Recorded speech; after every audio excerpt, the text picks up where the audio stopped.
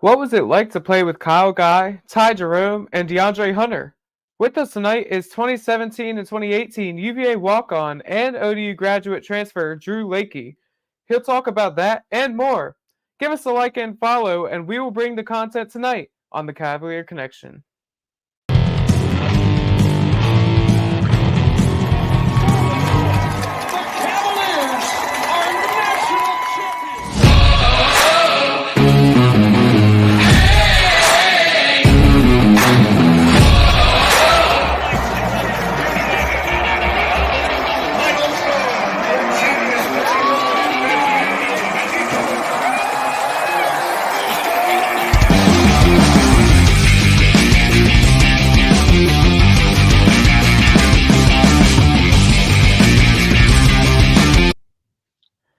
Welcome on into another edition of the Cavalier Connection podcast. I'm your host, Jack Lowe, joined as always by Jay Ballard and my dad, Jeff Lowe. And tonight we have the pleasure of being joined by former UVA basketball walk-on, Drew Lakey. How are you doing tonight, Drew?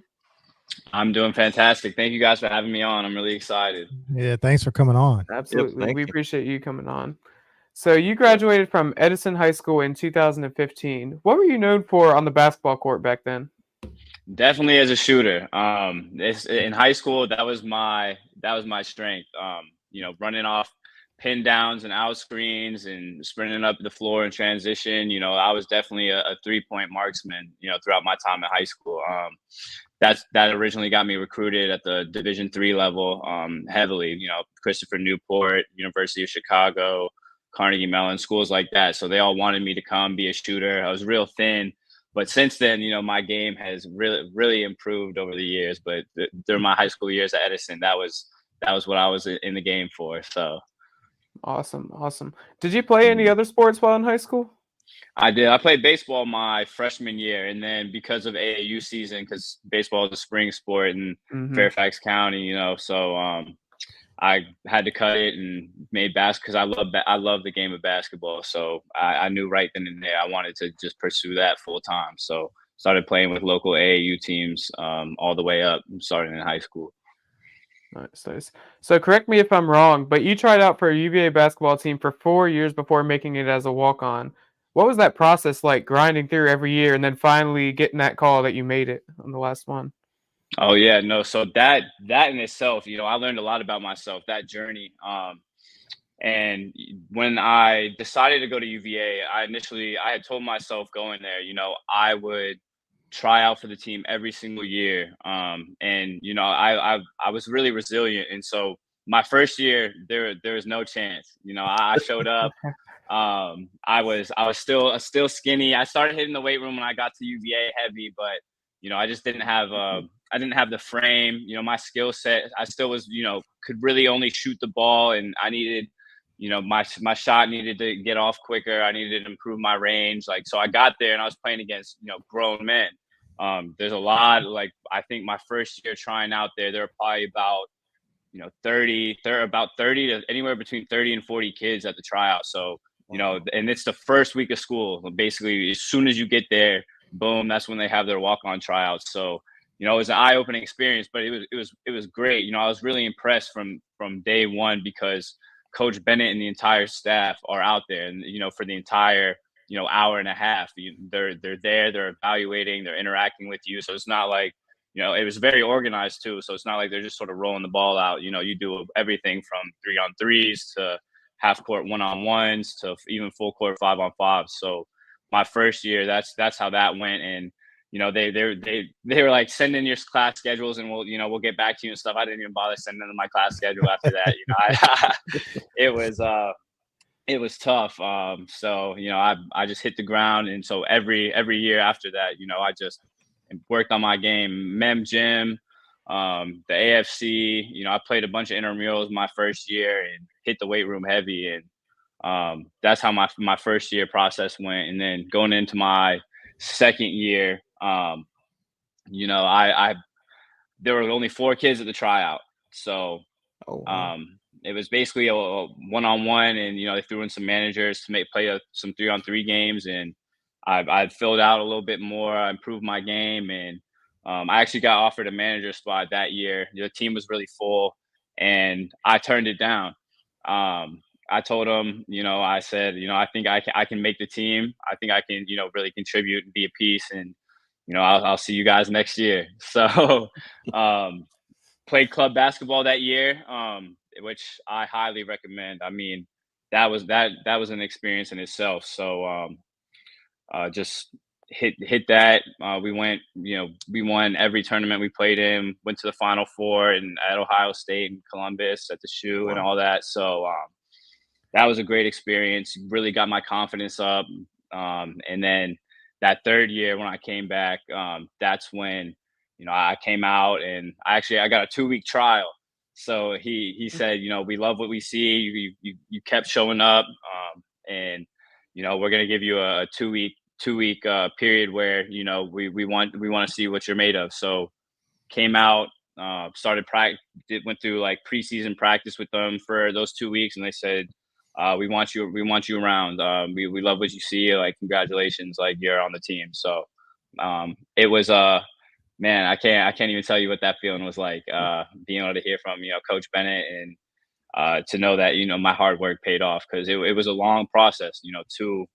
Well over like two years of just hard work and just doing everything you can outside of your class, being just a full-time regular student at UVA. So it was an indescribable feeling for sure. Absolutely.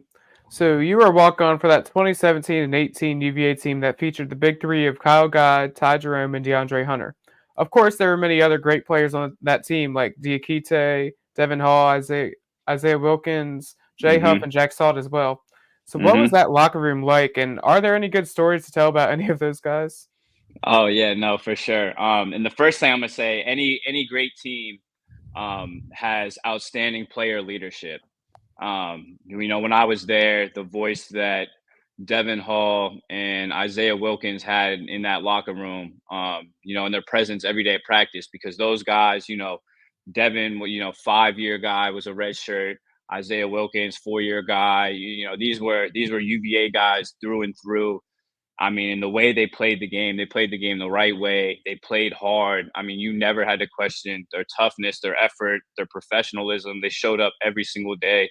I learned a lot because, Kyle, Ty and Dre, they were still coming into their own. And but those older guys, they set the tone, they set the standard. And, I can't say enough how much I learned, just about the game and how to go about it, how to prepare yourself every day and for games, and to go to, just to be ready and to be a true professional. Those guys, the player leadership in that locker room was impressive, and it's something that I have not been around since at that level. The way they commanded the locker room, and held everyone accountable on a day-to-day basis. But I mean, those other guys, Kyle, Ty, Dre, I mean, the competitiveness on a daily basis at practice. Jay was starting to come into his own. I mean, you throw Jack Salt up there in that category. Same thing with Isaiah and Devin, just leading by example. But the competition at practice on a daily basis, those guys, going at each other every day. I mean, it was something to watch and to be a part of. I mean, even if I'm running around there chasing them off screens, and trying as hard as I can, to make a shot difficult for them. With those guys, it is tough. It was tough. At the time, I didn't realize. I think there's seven guys on that team had played in the NBA at one point. So, I mean, you talk about being around the best of the best. Guys who maybe didn't have the natural God-given ability to get to the league, but did it through hard work and understanding their own strengths. And then other guys, like you look at DeAndre Hunter, who's just, he's extremely gifted and talent, and puts all that all together. I mean, it was a really special team. But definitely, I'd say the funniest story I have is, so I only got to travel twice. So I traveled to the game at Louisville and for the NCAA tournament for UMBC. So I experienced the highest of highs and the lowest of lows. Yeah. So the game at Louisville, man, because we had on the line, I think we were going to be the first team in ACC history, I think, to go 9-0 on the road, or I think at the time it was to have a perfect road record, and because they had increased the number of ACC games, so we were going to be, that was at stake. Louisville was playing; it was the senior night, and they were playing for their NCAA tournament. The Yum Center, it was jumping. That place was. Oh, it was a madhouse. It's probably that's my favorite. That's my favorite game that I've ever been to for sure. It was just electric in there. The fans were into it. I mean, they're right there by your bench, and I remember as that game was going along, and because it was the first one I went on too, and they hadn't lost on the road and all this stuff, and they were rolling, and I sort of show up, and I'm there, and I'm the first road trip on there, and there was nobody more nervous in that building than I was. At the end of that game, I'll tell you what, I was sitting there, I was sweating on that bench. I was like, oh my goodness, I'm never going to hear the end of it. So I was at the perfect angle on the bench where DeAndre Hunter caught the ball off the wing, and so as soon as he let it go from where I was standing, I knew it was good. So I was probably the first person to start running onto the court right there. And so I mean, we're running, we're celebrating. I mean, I had no idea how we won the game, and we get back into the locker room, and the guys are going crazy. And Coach Bennett, right before he starts his post game, he looks over at me and he says, "Man, Drew, you're lucky, because if we lost, I would have blamed you." So, man, just the feeling of relief I had then. I mean, it was great. So those guys, and then you go basically right after that to the UMBC game, and I can't the feeling in the arena. I've never felt. I mean, when we came out and at halftime, and we were struggling, and you go in the locker room, you come out, and then all of a sudden the arena's packed, and it's an away game. DeAndre Hunter isn't playing, so you don't have that spark coming off the bench. Everything that could go wrong is going wrong, and for them, everything that goes right is going right. And that whole experience was, oof. I mean, that was something that I would not want to relive, going through that. And then after the game,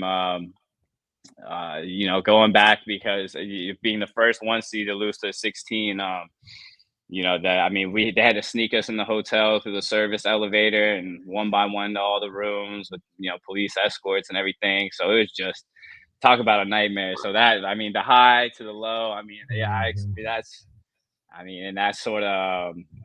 That's sort of how my own basketball journey has been. The high to the low, and just finding your way through it, and just like keep sticking to it no matter what. And they were able to bounce back that next year. So I like to say that I have the same traits as them. The resiliency, the bounce back. I mean, you battling adversity. I mean, that's what that tells you who you are as a man in those moments, what you respond with. So, love that team.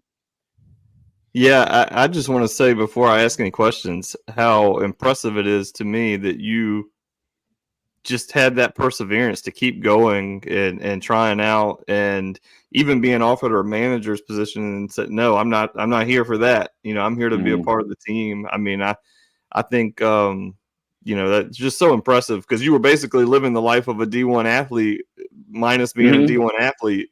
But exactly, you had the dedication to your craft, and I don't think there's many people that would be willing to put in the effort that you put in, and you certainly got the rewards. And that's the way you want things to go. I mean, it's so easy to root for a guy like yourself, and I'm just really happy that you had that opportunity. Yeah, that Louisville game, for those, if anybody is watching doesn't recall, I think we were the two experiences you talk about are probably two of the most improbable outcomes of Virginia basketball history, outside of like Chaminade with Ralph Sampson days. But you got I think we were down 5 with like 4 seconds left. Yep. And hit a 3, and then on the inbounds, Louisville They couldn't. I think they called timeout and they couldn't run the baseline or something. Yeah, I think they. You know, it was after the free throw. They called it was a free throw violation on. Oh, you're talking about on Diakite. Yeah. So okay, that's why it was a spot. That's why. You can't move on the baseline. It was after the violation, so he wasn't able to move. And I think it was number 22. I can't remember his name right now, but yeah, he shuffles his feet. Oh yeah, called a walk. Yeah. And I had seen in the interview where I want to say it was, I don't know if it was Bennett or one of the players, but somebody had alerted the official, hey, watch his feet. He's going to travel here. Watch his feet. He's going to travel. But that was just crazy. That was so improbable to win that game. And then, we got to ask you. So you're probably, I don't know if you count the players and coaches and, everybody who's involved with the program. What is that? Maybe 30 people that were in the locker room that night of the UMBC loss. Talk to us about what that was like. I mean, was it just dead silent after the game, or what was that like? Yeah, I think it was a majority of people were just in a state of shock, to be honest. It's when you have the year, you're unranked to number one and you're rolling and, you have all these expectations and, you think, okay, this is the year and you're going into it. And, I mean, all the hard work throughout the season, it all leads to, no matter for right or wrong, March is very unfair but unfortunately how you're judged is you're judged by what you do in March. So, with all the pressure, the expectation and, for Devin and for Isaiah and some of those other seniors, for Nigel, going out like that, and it's just, and there's just nothing. I mean, you can feel it. There's just nothing. No matter what, it was not meant to be on that day, and so it was. Everybody was in a state of shock, and it was a lot of sadness and frustration. It was not a good time at all. And, you really felt for all those guys because there were a lot of question marks. You knew, the seniors were leaving, you didn't know at the time what was going to happen with, DeAndre or these other guys, like, well, are they going to leave? And, there's just, I mean, each season is so special and so unique that, really just how much that team had gone through and worked so hard to get there. And, it's just all that culminating in a single moment. And it was very, somber in there. You could have heard a pin drop until, Coach Bennett came in there and, gave us, his message, which, I mean, his ability to lead and to stay calm and, to be there for after the worst loss of, obviously his career. And I mean, the biggest upset in the game of basketball, really up to that point, that just, it really speaks to who he is as a person and, his program and his foundation. And I mean, it just shows that, I mean, with the result that happened the year after, I mean, he was the man for the job. So it was very difficult definitely. Yeah. Yeah, I can only imagine. Sorry for the technical difficulties, by the way. Jay was so upset by the whole thing. He had to go off the air for a little bit. Yeah, I was reliving that, and I threw a temper tantrum and just no, sorry, I had a little malfunction there with the computer. So, yeah, no, I was saying, Coach Bennett, we rave about how Coach Bennett handled that. It's just amazing how classy he was after that game. I can't imagine what was running through his mind and to handle it the way he did.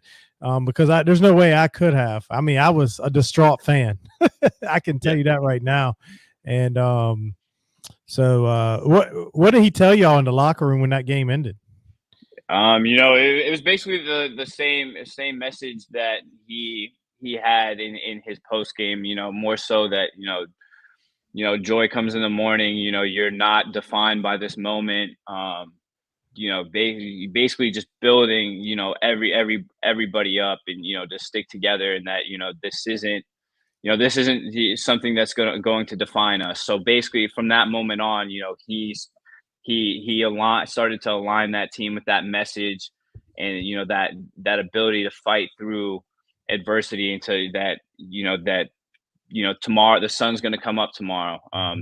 And this is, no matter how hard it's going to hurt, you're going to have to keep your head up, and, this is the way, this is the direction, this is the path forward.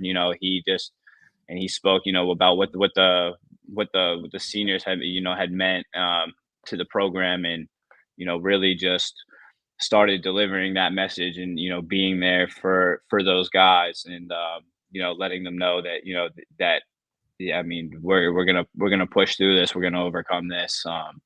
And, I felt like his demeanor and his tone, and, the way he was able to say it to the team. I mean, he was exactly what those guys needed in that moment. And, not everybody, I'd say he's very, very few people that after something so, catastrophic in your career, would be able to handle it and to channel it that way. And, he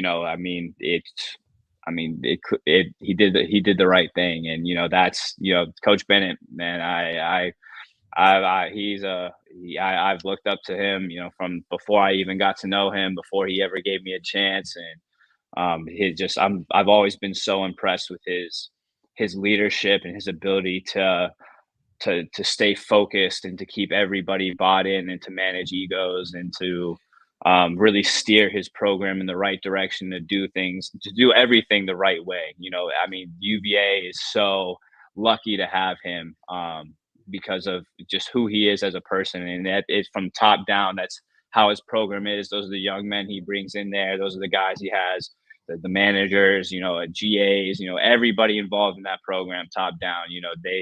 They really do it his way. And, it just speaks to who he is as a leader. Yeah, I hadn't thought about that until just sitting here listening to you.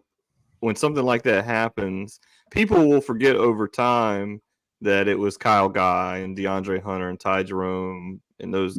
They'll forget the players, but most people will remember, because that's a part of Tony Bennett's record. As an NCAA tournament, it'll always be on his record. I feel like it's more remembered for the coach than the individual players. And unbelievable class that he had. And so I hate to ask this question. Was there anybody that really wasn't wanting to hear his message? I mean, or was everybody pretty much in tune, with what he was saying? Yeah, everyone was in tune, because, for the most part, like I said, it was just a state of shock. Everybody, I mean, it was just so, I mean, I think everybody was, thinking the same thing about what it meant to lose that game, how we lost it, and, what that was going to mean. Everything was over. It's just, when you're there in the fire with guys on a daily basis, and you're all fighting for that one thing, and you just pour everything you have into it, and then it's all just like that. And then the way it ends, it's just, really all you can do in that moment is sit there and, try to take everything in. Definitely, people were, I mean,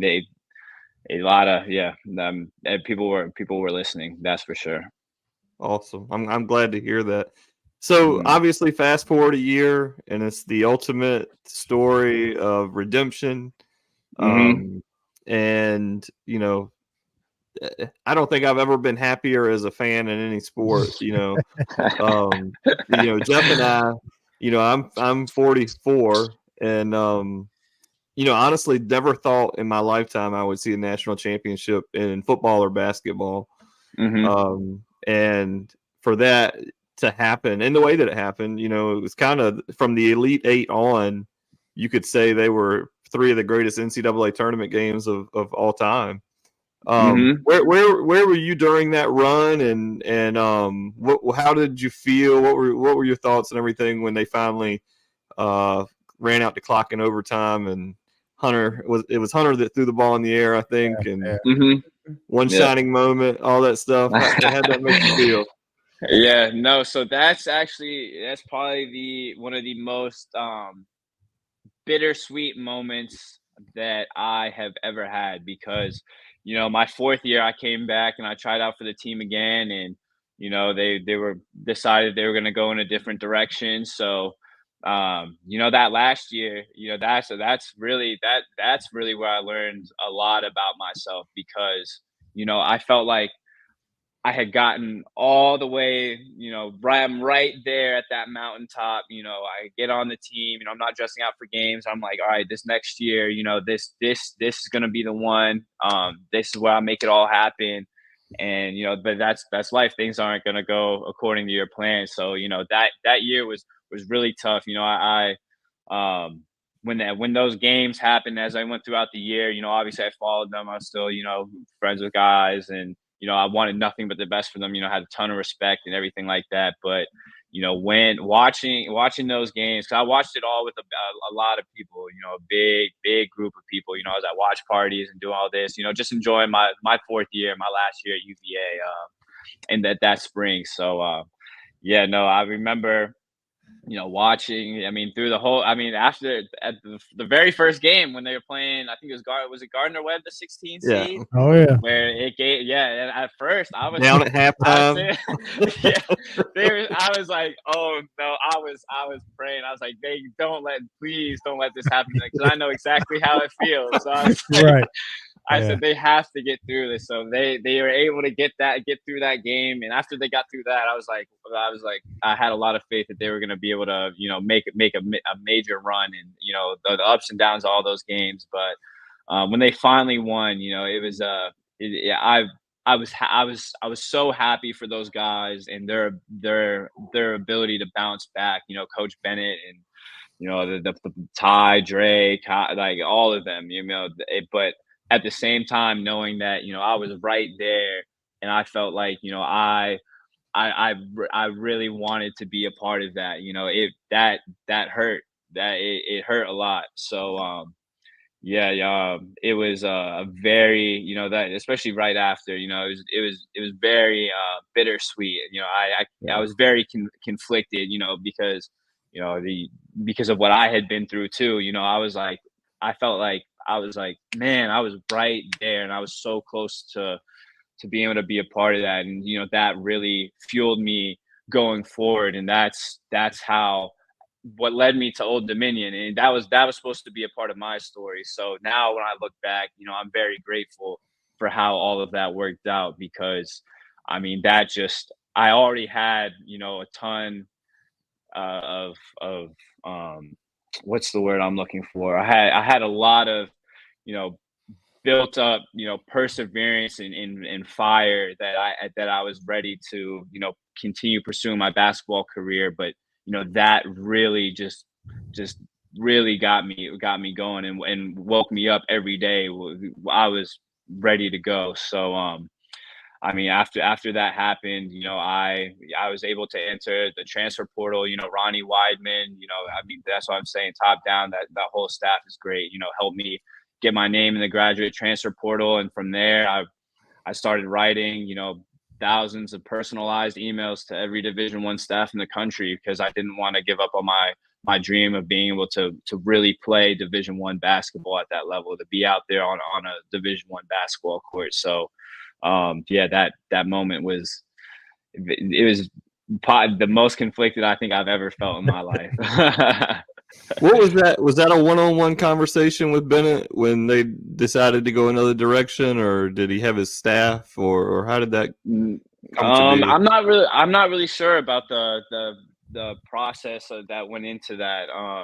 But I know that Ronnie Weidman had called, and he let me know that going forward that they were going to go ahead and not bring me back, and so I was surprised, and I was really hurt by that. But sure. At the end of the day, whatever you have to do. I mean, those are the choices that you make. So yeah, it's a hard year, definitely a hard year, but part of my story and who I am, and without that initial the opportunity from Coach Bennett and that staff, I would never even be where I'm at now. And like I Right. said, I mean, being able to get to Old Dominion and to play and to work my way up the coaching ladder, I mean, that's ultimately what I've been wanting to do. So it worked out how it's supposed to for me, and Again, it's just so I'm still impressive. working on it. Yeah, so impressive that you again. I can't say enough how impressive it is that you just the picture of perseverance in that regard. So the year that you were with Bennett, you always hear about the Packline D, and defense. Were the practices 70% defense, 80% defense? How much defense did you guys do?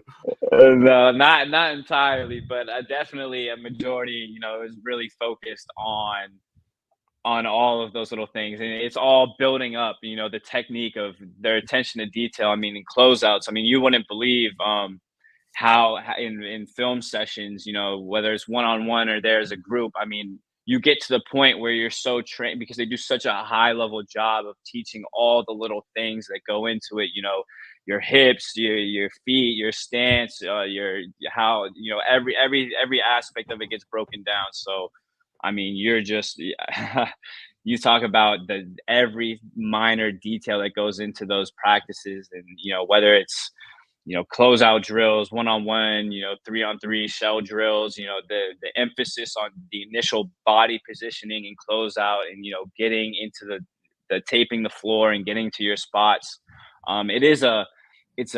It's a tough process for those dudes to catch on to, because, they hold you to such a high standard. Everybody is held accountable, and you have to be in the right place at the right time. Everybody is flowing together in there, and, there's a lot of trust that your teammates going to have your back. So I'd say, yeah, a lot of defense for sure. But, I mean, having the team that they had and those guys offensively, that's probably the best offensive team he's had. I mean, with those guys, I mean, how skilled they were. It's defense, but it's defense first in Charlottesville, baby. Yeah, that's for sure. Embrace the pace. That's yeah, that's it right there. Yeah, no, it's you better be able to move those puppies, that's for sure. So what's the angriest you've ever seen Coach Bennett, and did he have a favorite, not bad word for him? I imagine it's something like no that. Bad words. But, no bad words. I didn't hear him cuss one time my whole year there, and there are plenty of opportunities. But definitely, having to repeat himself. He get after guys. Because every player is different. Everyone's unique, and so the best coaches are able to read their team and to respond accordingly. So he could go at some guys like Ty Jerome. He could bark at him a little bit, or Kyle. He more so, it was an intense like snap. Like he'd say something like, then that's where he'd be firing. But if you saw that, you knew. Because he's always so focused and level-headed, and he still has that tone where he's always he has that voice, but without having to do all that. That's why when I went from Coach Bennett to Jeff Jones, I had some getting used to. It wasn't no cussing. It might have been every other word when I showed up at Old Dominion. But he definitely would get a little spark under him now here and there. But for the most part, those guys and how close they are and the relationship he has, he doesn't have to do too much to get them going. And like I said, the year I was there, a lot of those guys so driven, so competitive. You didn't really have to tell them too much. They'd hold themselves to a very high standard every day with everything, because they were always learning and asking questions and wanting to do the work. So a lot of the guys playing major minutes, they knew. Right. Right. Yeah, I was going to ask you about the differences between Coach Bennett and Coach Jones, and I know the language is definitely one of them. We actually interviewed Akil Mitchell a Yeah. couple months ago, and he said he had a word, but I can't remember what it was. Like, "Gosh darn it," or something like that. But he said the same thing: "We never curse." And what were the differences between Bennett and Coach Bennett and Coach Jones, other than the language? You know, I'd say, you know, definitely. I'd say a lot of it, and you know, everyone's. I mean, I mean, one of Coach Jones' his favorite sayings is, you know, there's a bunch of there's thousands of ways to skin a cat. You know, he's definitely wears, you know, his emotions on his sleeve. He's fiery. They're both the ultimate competitors, but you know, different people have different ways of showing that. You know, Coach Jones is very, very Intense?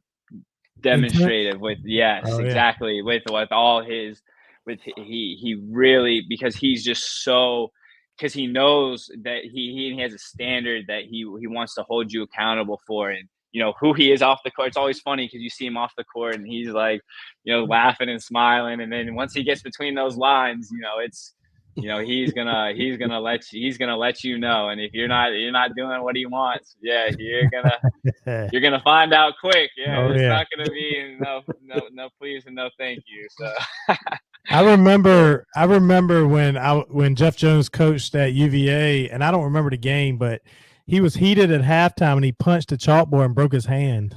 yeah, oh yeah, yeah. No, say Yeah, I've seen kick chairs and broken clipboards Bobby Knight. Oh, all God. I've seen it all. But no, I love Coach Jones, man. And you know, I'm just so, for both of those guys, man. I mean, the opportunity they gave me, you know, I don't come from a basketball family or some, you know, Edison High School, you know, some not some, you know, just all big historic powerhouse high school. You know, I just, you know, I really, you know, just paved the way for myself, and those guys, you know, believed in me enough to give me that initial opportunity. And I like to say that, you know, I've made the most of it everywhere that I've gone. I've repaid that by, you know, giving it everything I have to those men. So yeah, no, I got lots of love for both of them, both different in their own ways, but you know, Right. I'm a both fan of great both as people. well. Yeah. Yep. Yeah, so I got Um, one here and then one here. I got both ends of the spectrum. So that's right. I'm somewhere right in the middle. Yeah, that's how I am. Um, about Coach Bennett's assistant coaches, especially I know Coach Williford and Sanchez, they've been there for quite a while. I know Sanchez left for a bit to go to Charlotte, but he's come back. What makes guys like that stick around with Coach Bennett? I'm sure they've had other offers become head coaches. Oh yeah, absolutely. And I have to say right now, I scored my first career points against Ron Sanchez when he was Oh coaching man. at UNC Charlotte. So I love Coach Sanchez, man. You know, he's a great dude, and I think it's a no brainer. You know, between being able to work for Coach Bennett and the man he is, and you know, being family oriented. Charlottesville's a beautiful place to have your family. I mean, UVA, I mean, it doesn't, as a school and as a community and the fan support, I mean, the resources, the academics, I mean, just the types of guys you recruit, and, you know, just the way, the culture of the program. There's a lot of stability, and you know, it's just, it's a wonderful place to be, and though being able to work, I don't know what it's like to work for Coach Bennett. I know what it's like to be you know, to play for him. And so if working for him is anything like what it is playing for him, you know, it's a dream come true to be there and to be at to be there at the highest level. You know, I think that's the draw there, being able to work for him and to be at UVA and what the school stands for, and you know, just everything that goes into that. You know, it's a dream job. You're in the ACC, you're at the highest level. You know, I mean, it's something that, if I was in that position, I wouldn't leave either. So Right. Well, I know, like Chase Coleman, he went to UVA, and I think he could have played elsewhere, but he wanted the opportunity to learn from Coach Bennett and be a coach. And now he's on the staff. Isaiah Wilkins is on the staff. So I think it's pretty cool to see the guys play there and then go and coach as well. So, what led you to go to ODU as a graduate transfer? So it was ultimately the UVA connection, Jeff Jones, knowing the UVA staff. So by the time I was working down every Division I school, just going through it, researching the team. Will they have spots? Researching their programs, like researching their staff members, trying to make each little email I sent to each person, very unique. So it would, if they happen to read it, it wasn't just a copy and paste. So I put a lot of time and effort in that summer. And so it was a pretty tedious process, going through all those schools. So I didn't get to Old Dominion until probably would have been late June then, because I started, right around May after I graduated. And so that early July, late June, I reached out to Old Dominion, and I was making contacts, and I was getting some calls and texts, but nothing too serious up until that point. So I was just really grinding it out, and I was on vacation with my family actually, and I didn't know it was probably mid-July at that point. By the time that I ended up hopping on the call with Coach Jones, he called me up, and from there, he said that the staff at UVA talked to Jason Williford, who played for him, and some other guys, and they gave me a really good recommendation, which I was grateful for. And he had me out to work his basketball camp, worked his youth camp, and he said that was basically my tryout. I didn't know it at the time, but showing up to help coach little kids, that was my evaluation. So I went there, and I hung out with the guys, completely hit it off with the team there. Played in all their open gyms. Held my own. So it just made sense. And he said, we want you to officially be a part of this team. We want to invite you to be a walk-on this upcoming school year as a graduate student. And I went from there. That's nice. awesome. Nice. So when you finished your career, I believe you were video coordinator for ODU for a couple seasons. Is that right? Yes, I was. And then go ahead. What did you do from there? No, and go so ahead. and then I got the official, because they started allowing, the 2 extra spots on staff. So I got the assistant coach title, more like just changed it up a little bit, director of scouting, video and analytics sounds a little bit better. So right. but definitely, definitely well earned. I put in a ton of work there, with the Old Dominion program. So that's this past year, and I was able, to go out on the road recruiting and stuff. So I've been able to get a lot of experience at Old Dominion. Well, that I believe that's what Eric Spoelstra, where he started with Miami Heat. So you got something big on the horizon. Well, thank you. Yes, I can feel it. Right now I feel like I'm knocking at the door. So it's just how it works out. I'm used to having to find a way, and you can back up against the wall, and it'll always work out. What you pour into the game, it eventually gives back to you. So as long as you respect the game and do things the right way, it'll always pay off for you. And I really believe so, with all the perseverance you've shown throughout your college, basketball career and coaching. And real quick, to a college program that's looking for someone to complete their coaching staff, what will you bring to the table, and what will they benefit from you? Well, first off, it's definitely my experience with scouting. That is my bread and butter. My entire Division I basketball career has been scout team oriented. So every opponent scout at UVA, at ODU, all the hundreds over these years, I've been a part of. In both Jeff Jones and Tony Bennett are so meticulous in the way they scout teams, and they go and the way the process that they go about it. So, that is something that I believe that I completely excel at, the film breakdowns, player breakdowns, team breakdowns, opponent scouts, self scouts, whether it's presenting to the team, it's written reports, whatever it is, scouting is I'd say is my number one strength. And outside of that, just I've player development, been able to be around Cam Thomas in the summers. He's worked out with Chris Kavinsky, and I've been there one-on-one, all the guys, all league guys, Austin Trice, Malik Curry. I've been able to work Chauncey Jenkins, a lot of high level, mid-major players, so I've been at the highest level with the ACC, around 7 NBA guys, been right there with a bunch of mid-major guys. I know what that, the player development timeline looks like.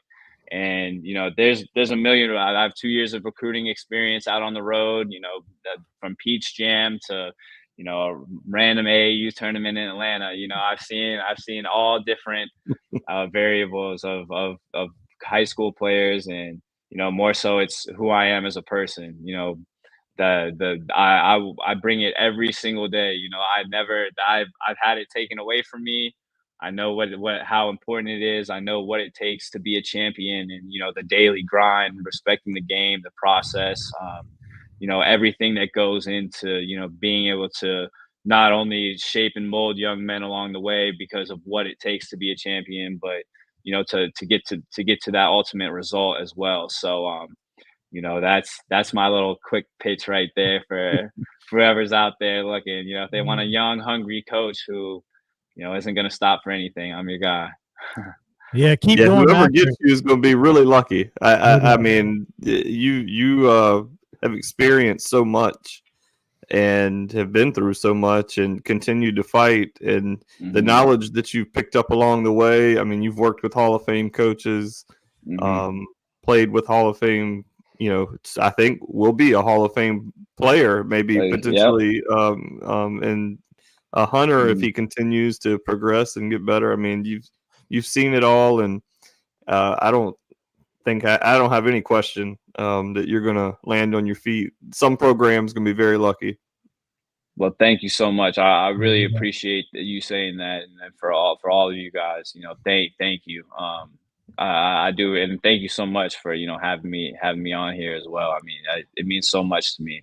I mean, I love this UVA. I care about, and I love that school and that program, and Coach Bennett and all those guys a lot. So wouldn't be here without them. So thank you guys.